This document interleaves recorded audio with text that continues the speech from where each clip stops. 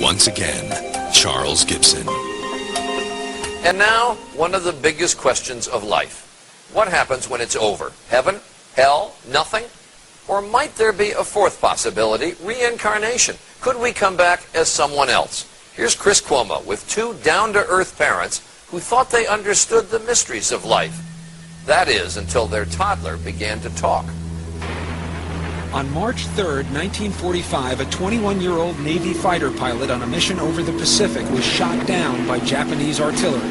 His name might well have been forgotten, were it not for the remarkable, some might say unbelievable story of a little boy named James.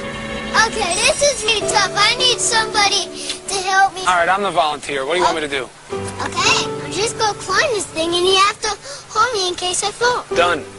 James Leiniger is all boy, 6 years old, and full of spirit. This is a special plane. It goes in reverse. You don't see a lot of that. James knows a lot about planes, especially war planes. What kind of airplane is that? It's a Corsair. His parents, Andrea and Bruce Leiniger, say from an early age, James would play with nothing else. He was obsessed with airplanes. If you look around the house, that's all you'll see. Airplanes, helicopters, aircraft carriers. But then, when he was 2, the planes James loved suddenly began to give him frequent and frightening nightmares. I'd wake him up and he'd be screaming and he'd always be laying on his back, kicking his feet up at the ceiling. And I'd say, "Baby, what were you dreaming about?" And he'd say, "Airplane crash on fire, little man can't get out." They sound like typical kiddie nightmares, but Andrea says they went on the same way for months. Maybe too much TV. But James was just 2, and his parents say only watching Barney and Teletubbies. Teletubbies! And Andrea and Bruce say they weren't watching World War II documentaries or conversing about military history. This is an F-18? No, that one. So what explains the nightmares and James's strange obsession with airplanes? I talked to my mom about it a lot of times. My mom had said maybe he's remembering a past life. What did you say? Politely, baloney. Andrea and Bruce of Lafayette, Louisiana are a highly educated, modern couple. To them, the possibility that their little son James was manifesting signs of a former life was, well, a little out there. You know, having a past life is not the initial conclusion that you come to. You try and figure out any other way he could have. Did he see anything? Has there been anything on television, anything that we've discussed? But as time went by, Andrea didn't know what to believe. Here's James at age 3, going over a plane as if he's doing a pre-flight check. He would continue to say and do things that were puzzling, like the time his mom bought him a toy airplane. And I said, "Oh, look, there's a bomb on the bottom of it." He said, "That's not a bomb, Mama, that's a drop tank." A drop tank? I'd never heard of a drop tank. I didn't know what a drop tank was. Andrea's mother suggested she look into the work of counselor and therapist Carol Bowman. Bowman has written 2 books, both supporting the proposition that sometimes the dead can be reborn. We are taught from a very early age in this culture, in the Judeo-Christian culture, that reincarnation doesn't exist. Once you observe this in a child, and the evidence is very compelling, you have to open up to another explanation for what is going on. Bruce was deeply skeptical. He said there has to be a logical explanation. I don't believe in past lives. I don't believe in this stuff. But with the violent nightmares recurring 3 and 4 times a week, the Leinigers felt they had to do something. So with guidance from Bowman, they cautiously began to encourage James to share his memories. They say the result was startling. The nightmares immediately started reducing in frequency. He went down from 3 or 4 times a week to maybe 1 a week, 1 every other week. And at that point was when he started to articulate more about these past life memories. Seems normal enough, a little boy improving when his troubles are directly addressed.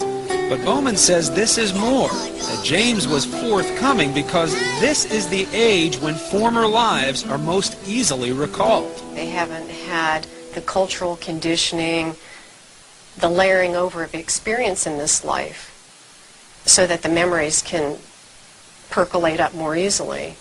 These memories tend to fade between the ages of 5 to 7. His parents say between the ages of 2 and 4, James would reveal extraordinary details about the life of a former fighter pilot, mostly at bedtime, when he was drowsy. Bruce said, "What happened to your plane?" He said, "It crashed on fire." And Bruce said, "Why did your airplane crash?" And he said, "It got shot." And Bruce said, "Well, who shot your plane?" And I'll never forget the look on his face. He went, "The Japanese!" Still, despite these extraordinary stories, Bruce remained dubious. Almost to prove they couldn't be true, he began to piece together the details James was sharing. And what he found, he says, shook him to the core. For in many instances, the stories appeared to match the facts. James seemed to be recalling real events, real people, in the life of a man who'd been dead for almost 60 years.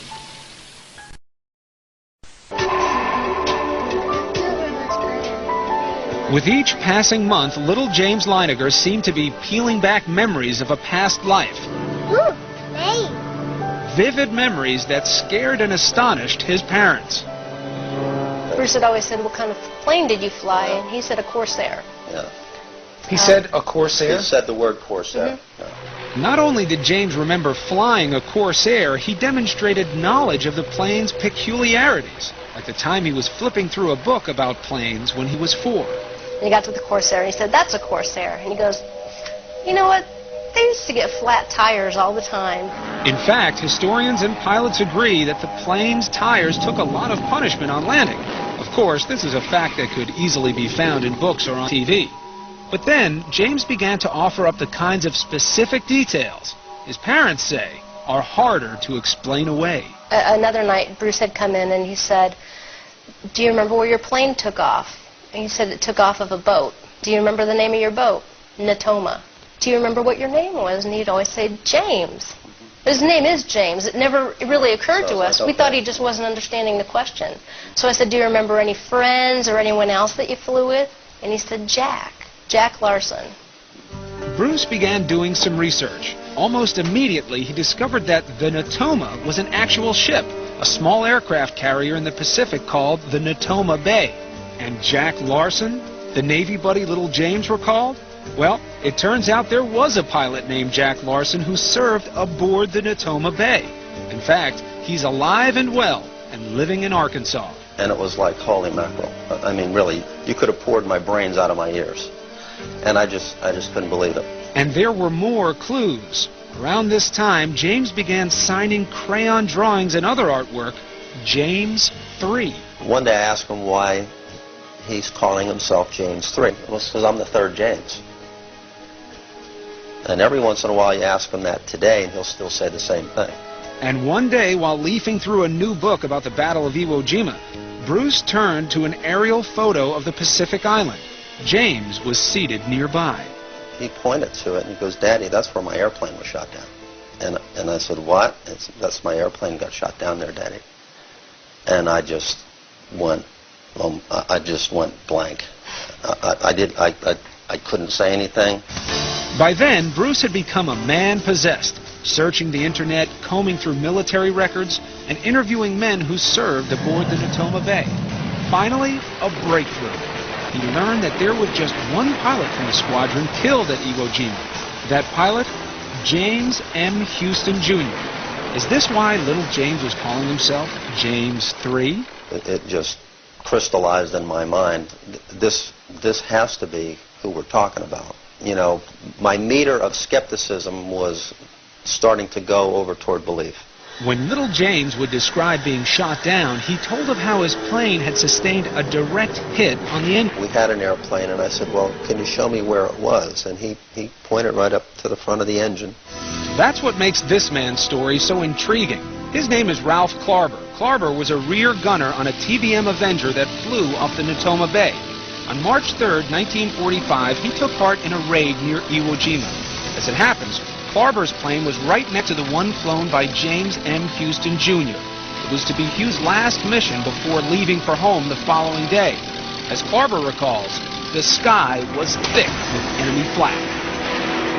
We experienced pretty heavy anti-aircraft fire, but This was the most intense that I experienced at any time. Suddenly, a flash near the nose of Houston's plane. I saw the hit. I would say he was hit head on. Yeah, right on the middle of the engine. Just as little James had described it. So what do you believe now about your son James? I believe that he had a past life. I believe that in his past life he was James M. Houston Jr. And he came back because he wasn't finished with something. And that's essentially what I believe. Dear Bruce and Andrea. And he's not the only one. This past October, the Leinegers received a letter from a woman named Ann Barron, the sister of pilot James Houston. Andrea and Bruce had contacted her about their little boy. Barron heard about what young James was saying, and she believes. All of this is still overwhelming. I can only imagine how it has affected you, but I believe, with my love to you, Anne. The child was so convincing and coming up with all these things that there's no way in the world he could know, unless there is a spiritual